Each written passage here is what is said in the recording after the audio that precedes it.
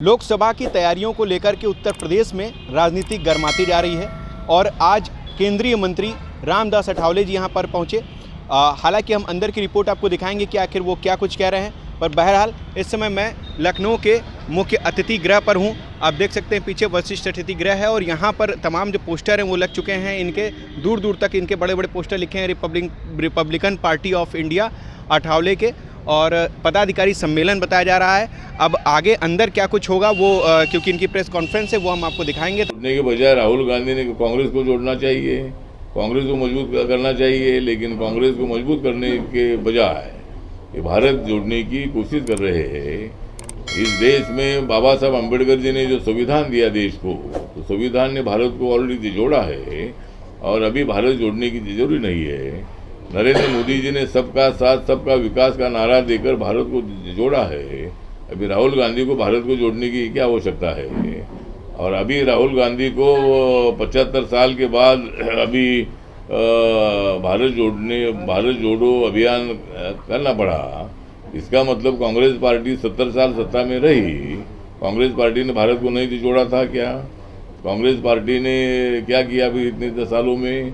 इसीलिए कांग्रेस पार्टी के नेता जो राहुल गांधी जी है, राहुल गांधी जी का जो भारत जोड़ो यात्रा नहीं, ये भारत तोड़ो यात्रा है।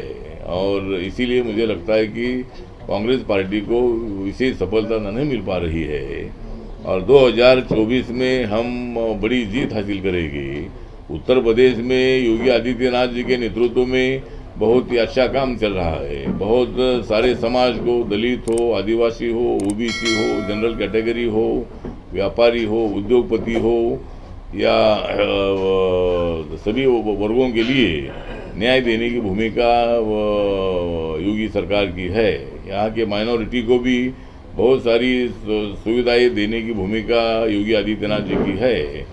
और इसी तरह मुझे लगता है कि पूरे देश भर का तो सर्वे है कि 2019 में कम से कम 8% मुस्लिम कम्युनिटी का वोट बीजेपी को मिला था। तो अभी 2024 में हम तमाम मुसलमानों को आह्वान करते हैं, दलितों को आह्वान करते हैं कि अभी मायावती के साथ रहने से कोई फायदा नहीं है। मायावती का डाउनफॉल चल रहा है और ऐसे वक्त पर दलितों ने आरपीआई और बीजेपी के साथ आना चाहिए, मुसलमानों ने बीजेपी और आरपीआई के साथ आना चाहिए और एक तगड़ी ताकत यहाँ खड़ा करने की आवश्यकता है। तो इसी तरह मतलब हमें आगे बढ़ना है और 2024 की मैच जो है, ये मैच कौन सी भी हालत में हम जीतने वाले हैं और हमें बीजेपी को 350 से ज़्यादा सीटें मिलेगी और एनडीए को 400 तक सीटें मिलेगी। ऐसा अनुमान हमारा है, ऐसा विश्वास हमें है, क्योंकि हमने 9 सालों में जो काम किया है, इस काम का जो रिजल्ट है ये 2024 में हमें नज़र आएगा और हम अच्छी सीटें 2024 में जीतेंगे, ऐसा हमें पूरा विश्वास है। और उत्तर प्रदेश में मेरी पार्टी जो रिपब्लिकन पार्टी ऑफ इंडिया है, ये पार्टी उत्तर प्रदेश में तो हम बढ़ा ही रहे हैं, लेकिन अगर बीजेपी आरपीआई को साथ में लेती है तो बहुत सारे दलित और मुस्लिम लीडर और जनता हमारे साथ आएगी। तो बीच में योगी आदित्यनाथ जी के साथ मैंने 2 महीना 3 महीना पहले मैंने बात किया था और उन्होंने भी बोला है कि भाई ठीक बात है, आप आपका काम चलाते रहो, इलेक्शन में क्या हो सकता है देखेंगे।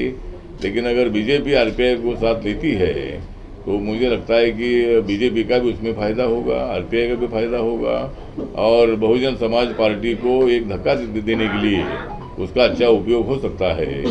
अभी नागालैंड के चुनाव में आरपीआई ने अपने बलबूते पर 8 कैंडिडेट खड़े किए थे 60 सीटों में से, और हमारे वहाँ 2 कैंडिडेट नागालैंड में चुनकर आए आरपीआई के और वहाँ 4 कैंडिडेट हमारे सेकंड में रहे। तो नागालैंड की जनता ने हमें आरपीआई को वहाँ एक्सेप्ट किया है और हमारी पार्टी 2 कैंडिडेट चुनकर आने के कारण वहाँ रिकॉग्नाइज हमारी पार्टी हो जाएगी।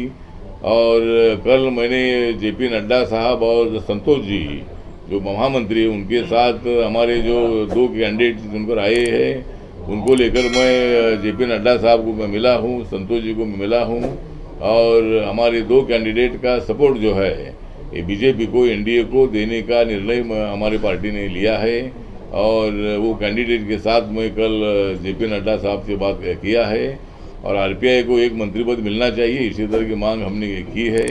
उन्होंने इस पर जरूर विचार करेंगे, ऐसा उन्होंने आश्वासन दे दिया है। तो हमने ये भी बताया है कि अगर आरपीआई को एक मंत्री पद मिलता है नागालैंड में तो पूरे देश भर में अच्छी हलचल मच जाएगी और दलितों में अच्छा संदेशा जाएगा। तो इसीलिए मतलब आप एक मंत्री पद का विचार। तो यहाँ रामदास अठावले जी ने काफ़ी कुछ सवालों के जवाब दिए और इसमें महंगाई का मुद्दा रहा, तमाम सारे मुद्दों को उन्होंने प्रेस कॉन्फ्रेंस के सामने रखा। हालांकि आगे आने वाले समय में जो उत्तर प्रदेश की राजनीति है उसमें क्या कुछ उठापटक होगी वो हम आप तक पहुँचाते रहेंगे। तब तक के लिए आप देखते रहिए लाइव इंडिया न्यूज़।